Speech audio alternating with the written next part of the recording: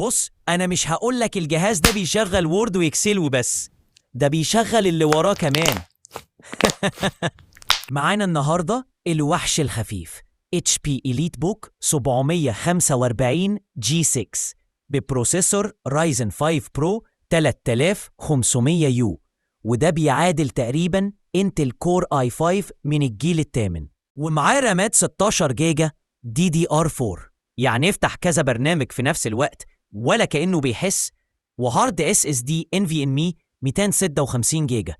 السرعة في الفتح والنقل والتحميل هتحسها فعلا، وكارت شاشة راديون فيجا أمانة 2 جيجا أساسي وبيسحب من الرام لحد 8 جيجا، يعني فوتوشوب شغال، زوم شغال، برامج محاسبة شغالة، ألعاب خفيفة شغالة، جسم معدني أنيق وخفيف شكله بيزنس ومتين. لو بتدور على لابتوب عملي سريع وكويس في السعر، يبقى ال HP EliteBook 745 G6 اختيار مضمون. تعال جرب بنفسك في 6 شارع السخاوي مصر الجديدة.